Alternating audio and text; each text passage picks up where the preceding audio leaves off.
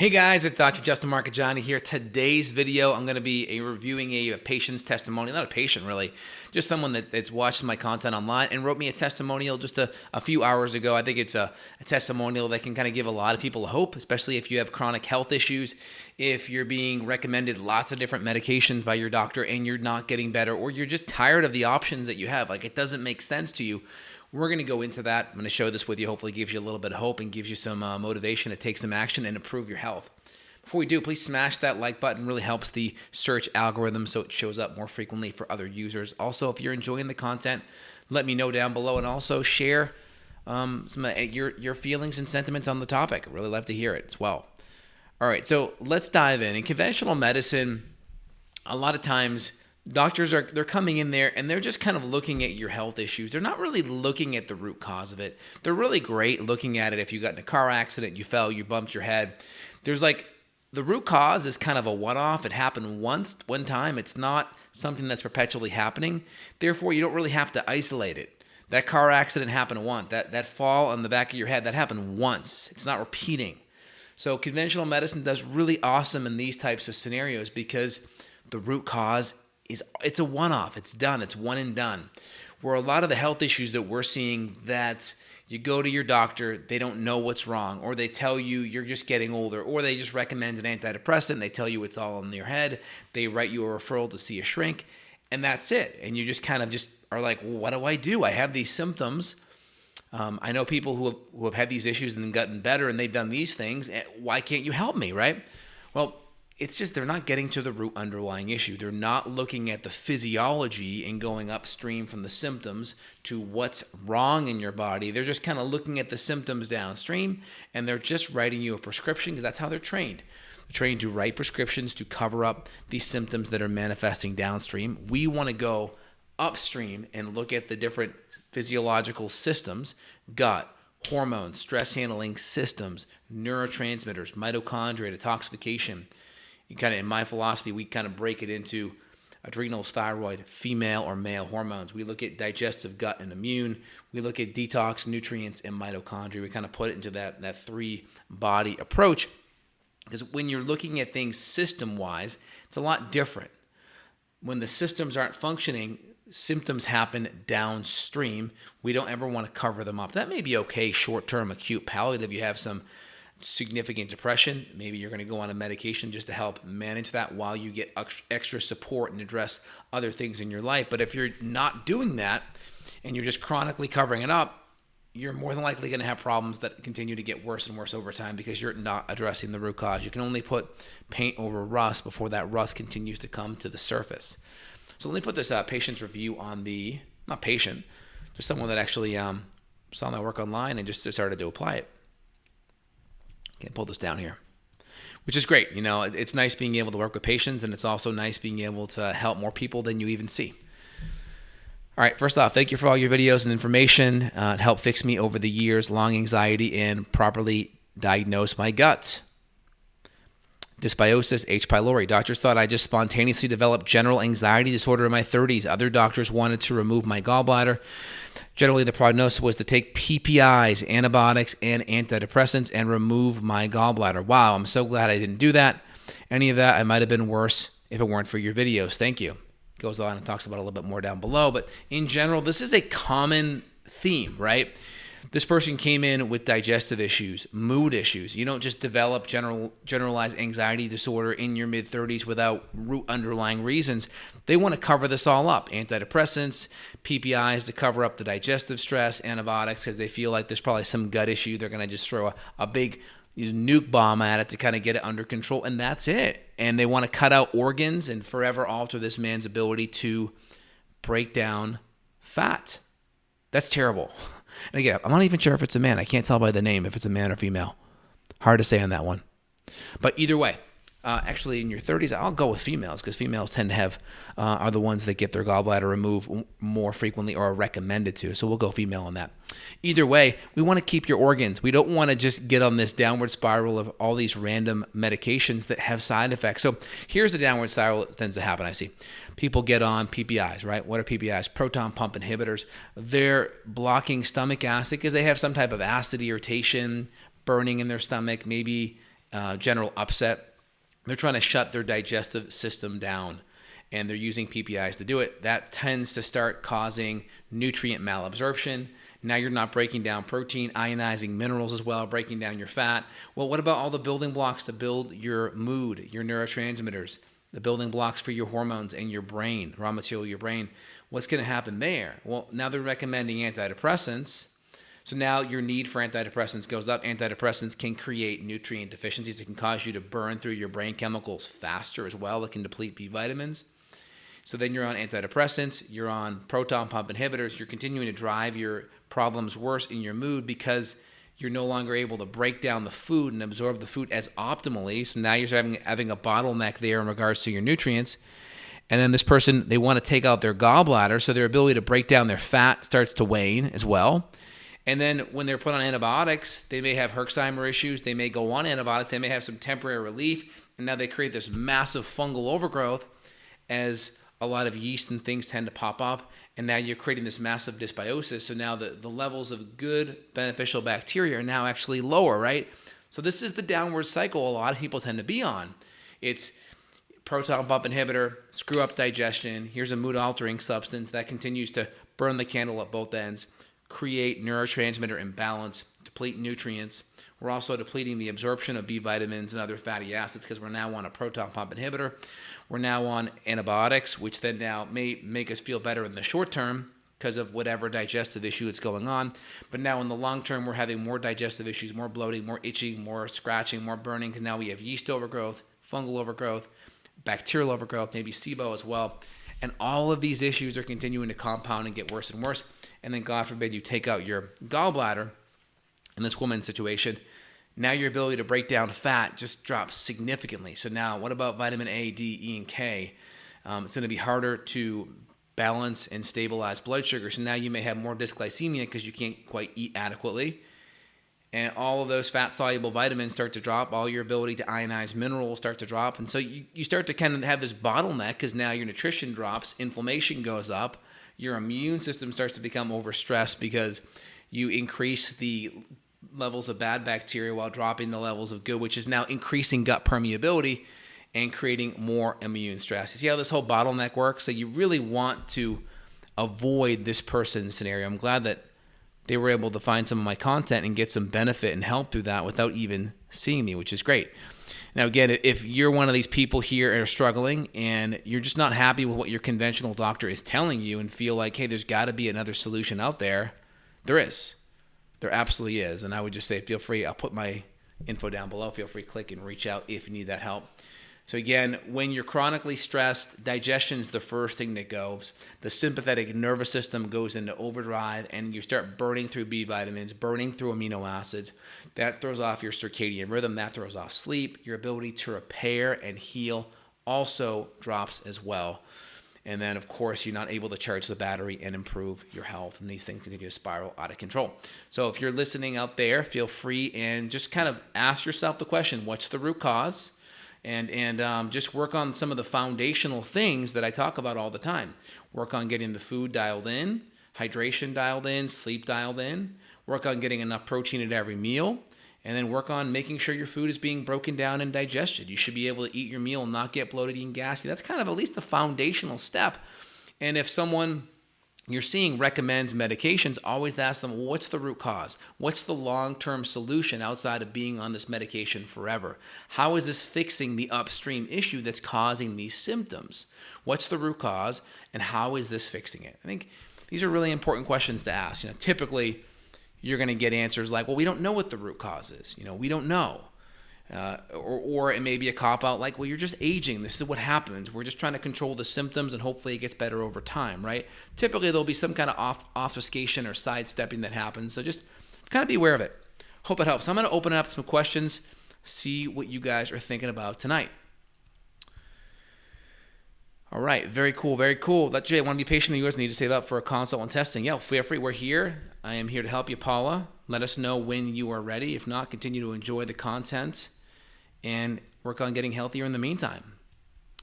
Dennis writes in, is there a natural alternative to antipsychotics? I'm tired of taking them, but if I discontinue them, I become destabilized. I mean, Absolutely. Now, if you're on antipsychotics, you never want to just come off antipsychotics, especially if you've been on them a long time. It's really good to work with your prescribing doctor and let them know, hey, I'd like to come off these things, but I recommend work on getting healthier in the meantime.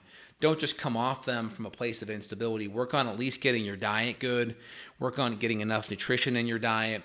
Work on making sure you're eating enough protein and fat at every meal, and try to get your sleep on track and hydration on track. That's a good starting step.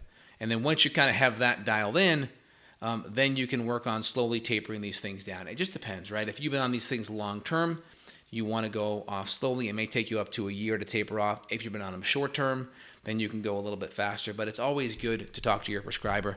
If you're on 2 medications, sometimes there's one medication that may be better to go off of first. And usually the prescriber may know that information better because they're usually, the psychiatrist or the MD, they're going to have more experience putting people on and off. So I always kind of defer to their judgment. My whole philosophy is stabilize before we make changes. Stabilize, and then we can move the medications around with that prescriber overseeing that. Hey, Shante, hope you're doing well. I had an appointment with you today. After speaking with you, I'm very confident you'll be able to help resolve my health issues. I'm looking forward to the journey and love what you're doing. Thank you. Awesome, Shante. Yeah, it was wonderful chatting with you today. I think you're going to do excellent. I really, really do. We're going to get to the bottom of what's going on, work on improving digestion, hormones, the whole 9 yards. So, yeah, we're going to make sure we get that under control. Thanks for chiming in. Is metformin okay to take? Keith writes in. So metformin is actually, it's a really good medication. It's typically, I'm pretty sure they're able to manufacture from the French lilac flower. So it has a natural kind of derivative. What it does is it decreases glucose absorption in the stomach, and it decreases gluconeogenesis in the liver. So in the liver, you're able to convert glucose out of protein, and it decreases the absorption. So very helpful from that standpoint. Helps with insulin sensitivity. Helps improve insulin resistance. The biggest problem with it is it can decrease B12 absorption, because when it's decreasing the glucose absorption in the stomach, it can also affect B12 absorption. Or actually, when it's decreasing glucose absorption in the intestines, it can decrease the B12 as well. So if you're on it, you got to really look at supplementing some extra methylated B12. Again, I always use nutrients over the drugs. So typically I'm going to use magnesium, inositol, cinnamon, chromium, maybe gymnema. I'm going to use a lot of the insulin sensitizing nutrients, vanadium, and herbs first before I go to a medication. But if someone's on it, I think it's still okay. Just make sure you're on top of the B12, and you work with a good functional medicine doctor to add in the nutrients, change your diet. Don't just use the metformin or glucophage, which is the trade name, to cover up blood sugar issues without getting to the root. What do you think about endocrine pancreatic insufficiency? So it depends what you mean there, right? So with the pancreas, we have beta cells and we have alpha cells. So alpha cells are going to be things that produce glucagon, right? These are on the endocrine side. Glucagon helps actually increase blood sugar. Typically, protein stimulates that, and so it can increase blood sugar. The beta cells make insulin, which actually help lower blood sugar, bring it into the cell, also some protein as well. So you have the alpha and the beta cells. That's the endocrine function of the pancreas. There's also an exocrine function of the pancreas that produces enzymes, right? Lipase, lipolytic enzymes, fat, digestive enzymes, proteolytic enzymes. So we have an exocrine function for digestion as well. So both sides of it. Now, pancreatic insufficiency, I'm going to guess you're probably talking about more enzyme side of the fence. And so you may see, like on a gut test, low elastase, right? Hydrochloric acid can also play a role because good acidity in the stomach plays a major role in the pancreas functioning well. And so also if we have like dysbiosis or bacterial imbalances, that can also affect the pancreas too. So we really want to work on acidity, HCl, and bacterial imbalance if we're having a lot of issues on the pancreatic side. And if we're talking more endocrine side of the fence, we really got to get the carbohydrate in check, so that's good to go. I have gallstones and recently have pain on my left side mostly. Yeah, so the key with that is you got to get enzymes and acids dialed in. You got to add in some protein and fat if you can tolerate it. If the gallstones are so painful and inflaming the gallbladder when they contract, it's like hugging a porcupine. It's like, ooh. So we may kind of come in there for like a baby hug, right? Like, ooh, meaning just you have a little less protein, a little less fat, and maybe eat smaller, more frequent meals. And the goal is that we don't cause as much of a gallbladder contraction while we use things to kind of help smooth out those gallstones. We may use things like beetroot. We may use things like taurine, phosphatidylcholine. There's an herb called stonebreaker. And stonebreaker herb is... It'll come to me. Stonebreaker is an herbal concoction that actually breaks down those stones, which is really good. I mentioned the beetroot. I mentioned phosphatidylcholine. Dandelions also really well too, and these are really good things. And also just adding in enzymes and bile salts to help break down the fat. So if we can add in some protein and fat and not cause problems, that's good. I have a whole video and podcast on common offending gallbladder foods that are so-called paleo. Things like pork, coffee. These can be things like cauliflower, cruciferous vegetables. These things could potentially aggravate the gallbladder as well. Yeah, Pancreatic is the stonebreaker herb. It's a good one. Okay, very good. Dr. J, when a good time to take activated charcoal pure cleanse? Yeah, take that away from food and supplements. Usually before bed's really good. You can also do it with food if you know you're eating questionable foods. If I'm eating some cake or something that probably isn't the best for me, I'll take it then. Or if I'm drinking maybe a little too much, I'll also take it then.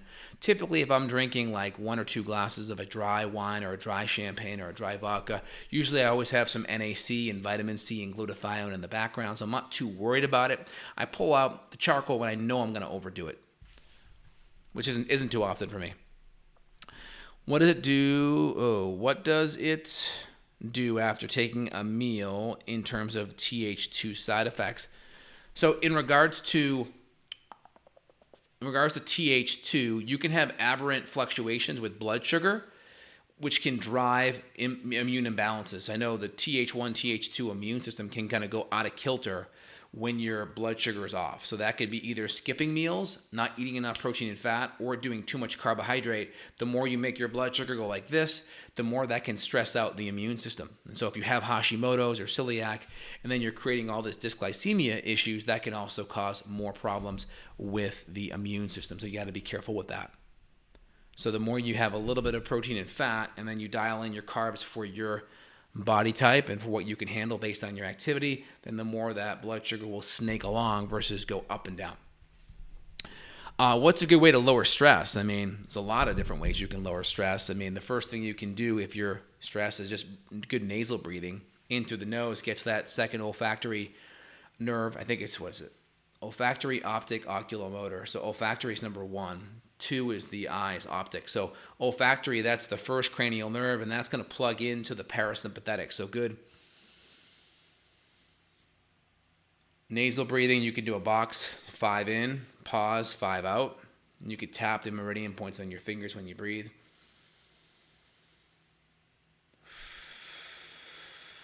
You can do that. There's some variation with the Wim Hof breathing where you go in for a bit, out for a bit. You just go Google Wim Hof breathing on YouTube. You'll find that too. That's another good one.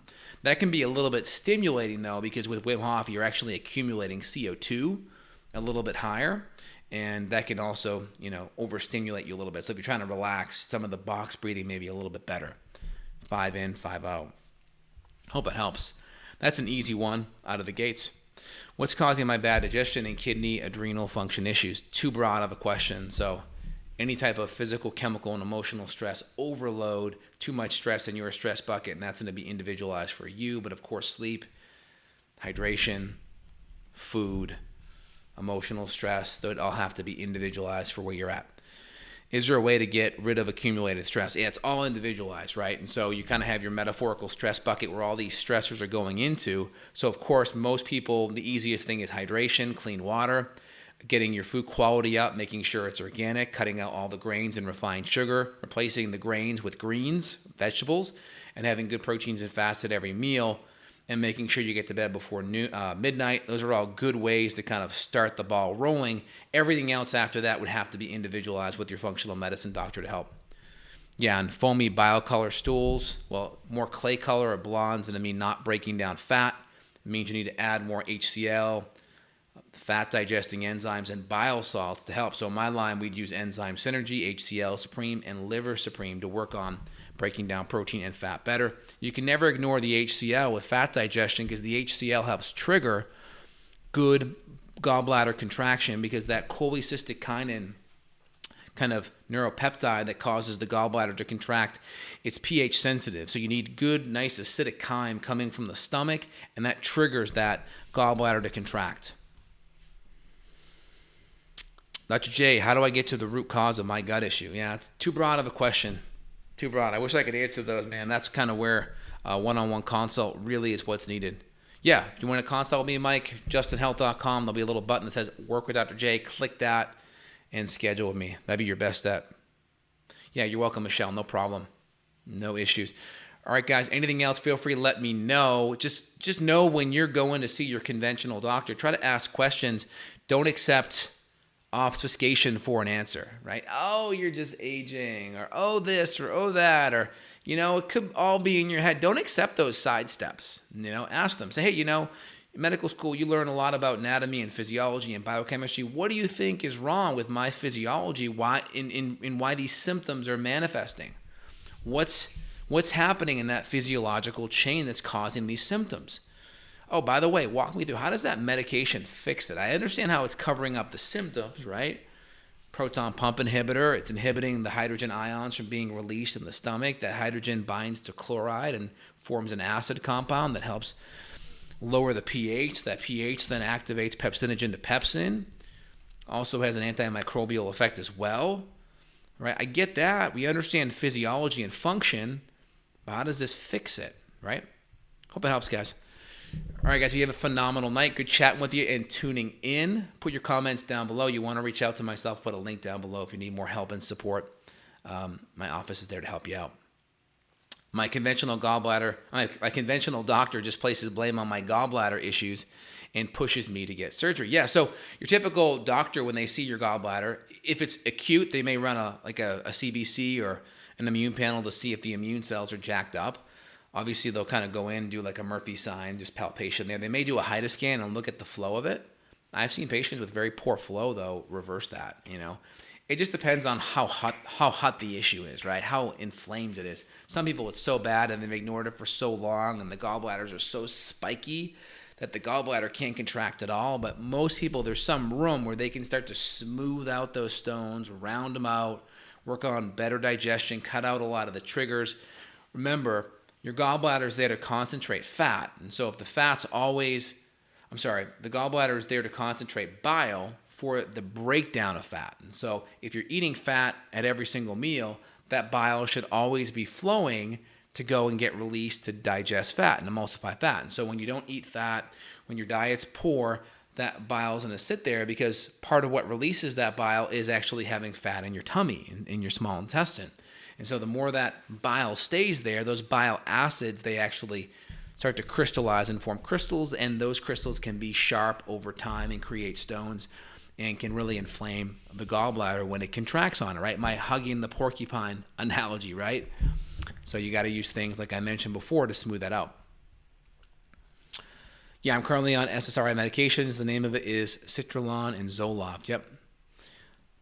I like to get off it and get to the root cause of my health. Yeah, so I always tell patients, don't ever just get off those medications. Stabilize first, then get your doctor on the phone, and don't say, hey, can you take me off? It's yes, I want to come off it. The only reason why you wouldn't is if you're coming off of like a suicide attempt or something, and you need to really stabilize and maybe get some counseling to work on stabilization first, and then later on. But as long as you're relatively stable in your life, get healthy, then talk to your psychiatrist and helping you get the steps going to come off. Some can take up to a year or even longer, especially some of the benzos. The benzos can be nasty. Try to never go on those, or if you have to go on them because your life's falling apart for whatever reason, the lowest dose possible is ideal. All right, guys, awesome chatting with you all. Have a great night. We'll talk soon. Take care. Put links down below here if you guys want to reach out. I'm here for you if you need more support and help. Take care, y'all. Have a good night. Dr. J signing off.